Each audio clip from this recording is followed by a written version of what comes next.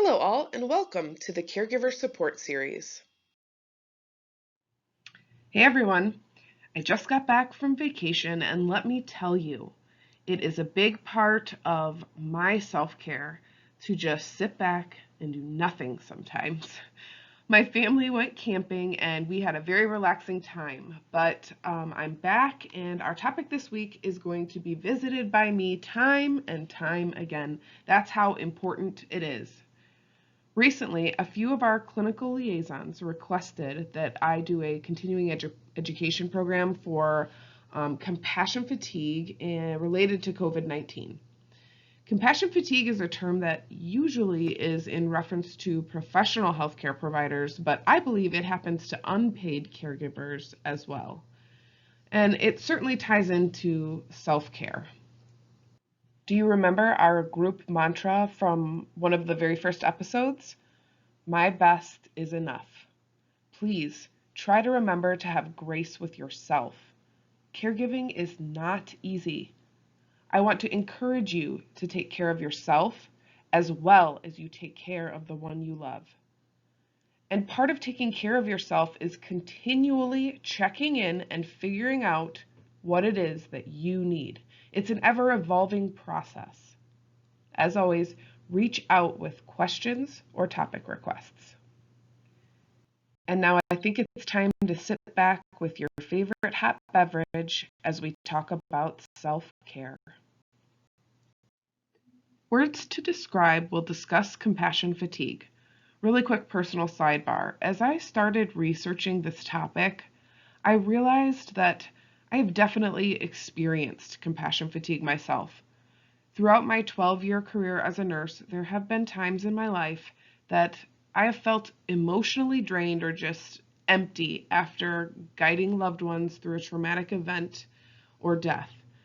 It's almost unavoidable in that type of work, and as professionals, I think we sort of know that it comes with the territory, but even though we love what we do, it doesn't mean it's easy.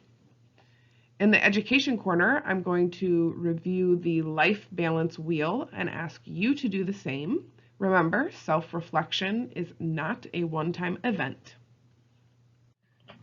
For next week's episode, I will be talking about a typical decline pattern for a heart failure patient. My reference for this segment is an article that I came across on the website for the American Psychological Association that specifically addresses compassion fatigue related to COVID-19. One of the physicians that contributed to the article, Dr. Charles Figley, says that compassion fatigue is an occupational hazard of any professional who uses their emotions and their heart. It represents the psychological cost of helping to heal others. Dr. Figley is the founder of the Traumatology Institute at Tulane University. He goes on to say that compassion fatigue is like a dark cloud that hangs over your head, goes wherever you go, and invades your thoughts. I thought that was a pretty powerful quote. So compassion fatigue happens when there is prolonged exposure to other people's trauma. And often it happens to the most dedicated workers, those people who tend to neglect their own self-care in order to help by taking extra shifts, or those who don't take days off away from their work. People who experience compassion fatigue can have symptoms that put their own health at risk. Symptoms of compassion fatigue can include, but of course are not limited to, irritability, emotional and physical exhaustion, disrupted sleep, anxiety, headaches, upset stomach, numbness, difficulty concentrating or feeling disconnected or isolating themselves, difficulties with their personal relationships. The list could go on and on. Empathy is the ability to relate to the feelings or understand the pain of another person. That person could be someone you love, or they could be a complete stranger. It can be an unbelievably valuable trait in caregivers, sure, but the more a person opens themselves up to other people's pain, the more likely they will come to share those feelings of heartbreak and devastation. And that happens over and over and over again. So empathy overload is a component of compassion fatigue. It's suggested by professionals that everyone include making self-care a part of their routine and examining their own beliefs about self-care. Another great tip from this article is to focus on what's going right. Focus on what's called compassion satisfaction. Dr. Carrie Schwantz contributes to the article saying that there can be terrible things going on, but focus on the wins. She cites the celebrations that some nurses and doctors hold when patients come off of ventilators after fighting COVID-19. She also recommends focusing on the powerful force of gratitude, or being thankful for the things that are already present in your life every day. Consciously thinking about 5 things that you are grateful for every day can start to give you a more positive outlook. Try it. It could be as simple as I'm grateful for the food in my belly, for clean sheets, for a safe place to sleep, for my family, and for my dog.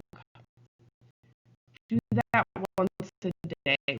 Write it down if you have to. The good old life balance wheel. This may be a refresher for some of you because I used it in a past episode. However, if it is a refresher, maybe it's time for you to redo your wheel and see if anything's changed over the last few weeks or months. So here's how it works. You need a piece of paper, draw a large circle, and then cut it like a piece of pie into 8 slices. Next, create 10 ticks up each line. Suggested labels for each slice of the pie are as follows: career, sleep, health, family, marriage or significant other, attitude and fulfillment, spirituality, and finally, finances. If a particular section isn't sounding meaningful to you or your personal life, feel free to relabel the sections with what does sound meaningful. Now, you're going to rate your level of satisfaction with these areas in your life on a scale of 0 to 10, 0 meaning not satisfied at all, 10 meaning completely happy with this part of life. Color the slices of pie up to each number, and this gives you a visual representation of how balanced your life is. How well is that wheel of yours rolling? It may help you set some goals to work towards to achieve a little bit more balance. It certainly has for me. It's good to revisit this and even look back on past wheels for some self-reflection and see how far you've come. So for nurse tips, this is 10 ways to care for yourself in the face of difficult work. This is directly from the Professional Quality of Life Elements Theory and Measurement website that I cited in the beginning of the episode. It was developed by Dr. Beth Hudnall-Stamm, and the suggestions, they're not particularly new, but I want to keep giving you all examples of tools that can help with self-reflection and self-care in hopes that a few of them stick.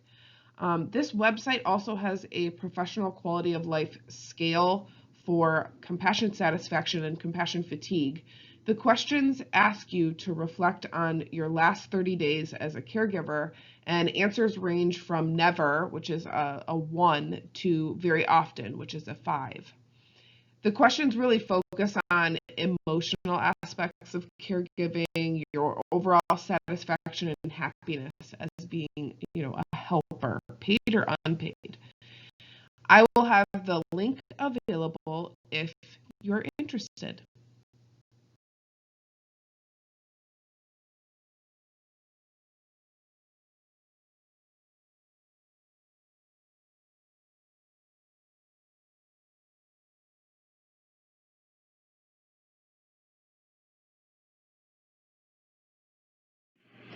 Thanks for watching.